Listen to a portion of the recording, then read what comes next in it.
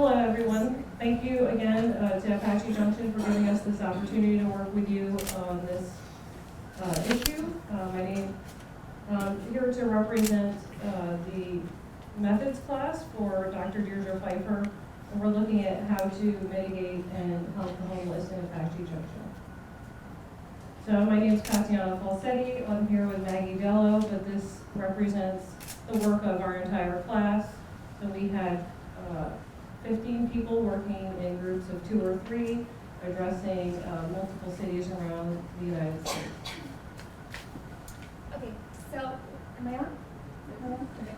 So first I'll go through our presentation outline. I'll do a quick project overview to let you know what the scope of our project was, the goals and objectives of the project, the findings of our project, and some of our recommendations for the city of Apache Junction. So as Professor Pfeiffer talked about a little bit at the beginning of today, our project was looking at the best practices for approaching homelessness amongst Apache Junction peer communities. So we were really concerned with looking outwards and seeing what has been done, what has been successful, so that we can give the best advice to Apache Junction. So our study consisted of a review of 7 U.S. cities that were chosen as peer communities. We gathered data through content analysis and key informant interviews, and then compiled that data into a compendium of best practices. A quick note on data selection. So we collected data on communities with similar demographic, socioeconomic, and geographic qualities to Apache Junction. We also looked at some existing reports and reviewed the peer communities that we were considering to make sure that they were already doing things to address homelessness, so that we were giving the best advice possible to Apache Junction. And then we sent our selection over to Apache Junction, who then reviewed our list and chose the final 7 cities that we looked at. So here are the 7 cities that we were reviewing. We noticed that El Centro, California, and Sunrise Manor were considered as one community. They do a lot of work together, and they are adjacent. We also looked at Marana, Arizona, West Valley, Utah, Harlingen, Texas, Kenosha, Wisconsin, and Rome, Georgia. So here's a quick look at the geography of the peer communities. You'll notice that we've kind of hit everywhere in the United States. You'll also notice that the peer communities are usually within 1 hour of a major city. So Rome, Georgia is close to Atlanta, Marana close to Tucson, and so on. So for the research overview, we, as a class, made a list of 14 interview questions, made sure that they weren't leading, made sure that they were clear, concise, so that we could get the best feedback possible. Then we approached our peer community members, who we perceived as having insight on problems of homelessness. So some examples of these would be city and government officials, service providers, nonprofits, law enforcement, or many more. And then we conducted our interviews with our peer community members via email and phone, and then used the results that we each gathered within our teams of 2 or 3 to compile a smaller best practices report for each community, and then compiled those into a larger report, the result of which will be available and will have much more detail than we'll be able to share today. So as we kind of stated, the goal of our research was to understand how other communities respond to homelessness through best practices. In our research, we found 2 classes of findings. First, there are approaches to helping the homeless, and then strategies used to mitigate community impact of homelessness. So the first best practice that we found was the use of federal funding and programs. One of the largest programs that's available is the Continuum of Care that's been developed by HUD, the purpose of which is to provide funding to nonprofits and local governments to help rehouse the homeless, and then also ensure that people who were once homeless are self-sustaining, so that they don't experience homelessness again throughout the lifetime. There's also the Housing First model. This was developed by the United States Interagency Council on Homelessness, and basically Housing First is just the idea that through the simple provision of housing, people are able to, who don't have to think about where they're going to sleep at night, they're able to tackle the other issues in their life that may be contributing to their homelessness. So federal funding and programs is a best practice of Harlingen, Since 2013, through the use of federal funding and programs, Harlingen has seen a 60% decrease in homelessness. Another best practice for helping the homeless is collaboration and data sharing. Coordinated Entry uses homeless management integration system to record all of the data that's captured about people who are homeless and who are receiving services for homelessness. That data is shared amongst all service providers and homeless organizations within the region, so that people who are receiving services, when they go to an organization, those service providers know exactly the kind of issues that they've experienced in the past, the kind of services that they have received in the past, so that they know how to best serve them.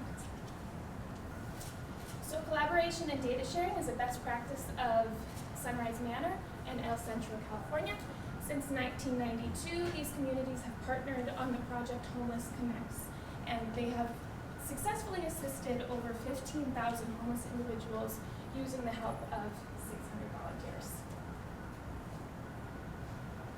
Another way to address homelessness that's important, that was discussed by the previous speaker, is having community involvement. As it sounds like you're addressing the public meetings and gathering as much information from the community and resources that you have from businesses and nonprofits. And it's important to create a space for the conversation about homelessness. Having this space allows integration of ideas and understanding different people's perspectives, the perspective of the resident, the business owner, and someone who may have experienced homelessness, as well as nonprofits. A community that we spent some time speaking to was Rome, Georgia, and they consider themselves a very empathetic community. In 2015, the state-run mental hospital was shut down, so their homeless numbers increased dramatically. So they took it upon themselves to increase the numbers of community involvement through local churches, nonprofits, and through development of more empathetic processes with businesses. So businesses were allowing people to come in, give them water, allow them to use the restrooms. The local arena, stadium would allow them to use the showers so they could clean up. Also, they worked with technical colleges to develop some training for individuals. So over the last 10 years, there's been a lot of shutdowns for industrial workers, so a lot of the homeless people were just out of jobs. And so having this technical training and working with communities and community colleges helped address that issue. And they also have a community-funded homeless shelter that supports 100 men a year, and they help allow them to get the skills that they need to be independent. Through the use of these shelters and other community supplements, there was a story of a young woman who was a valedictorian for her high school. Her family became homeless because her mother got cancer and couldn't work. So they were living in shelters and in their cars, but she managed to get over a 4.0 grade point average, and she was valedictorian, and they helped her get scholarships so she could pursue undergraduate. She now wants to become MD, PhD. So, that's a good, successful story for community coming together. Moving on to mitigating community impacts, one of the best practices that we found was the location of services. We heard that the secret to it was striking a balance between locating their services where they are accessible for people who are experiencing homelessness, but also making sure that their location doesn't disrupt the everyday lives of local residents. And I think that this has been voiced by Apache Junction, but there are some options.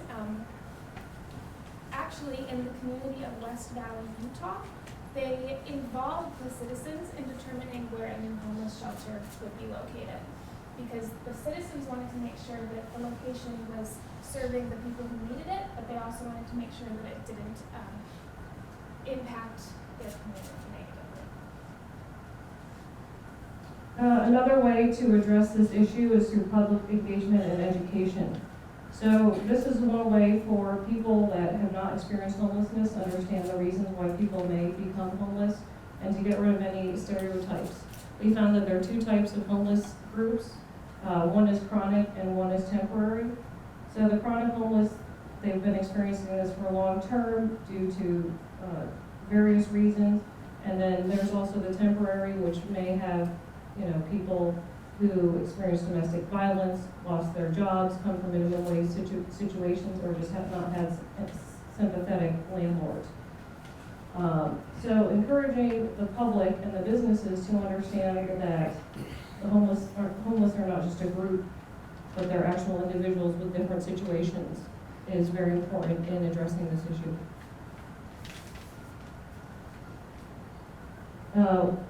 When we spoke to Kenosha, Wisconsin, they brought their community together, and through their point in time studies, which they do twice a year, they were able to hand out care packages, recruit new landlords, and also gather 20 organizations to provide these services.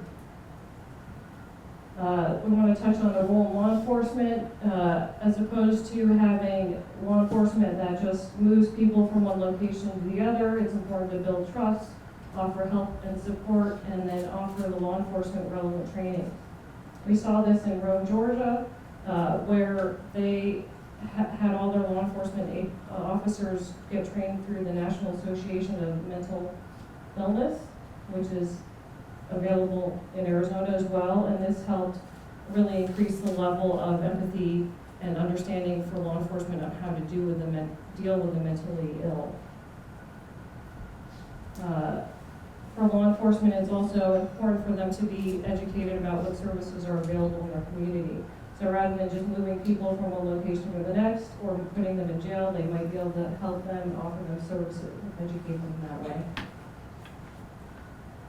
So ultimately, our recommendations to Apache Junction is to look at these people individually, offer training and services to those who want it, because a lot of people do want to get out of their situation, and for those who don't, just offer basic services as water and shelter, involve the community in the process, and also use the resources that are already available, like nonprofits, Goodwill, United Way, as well as local churches and the federal government and state government. Thank you.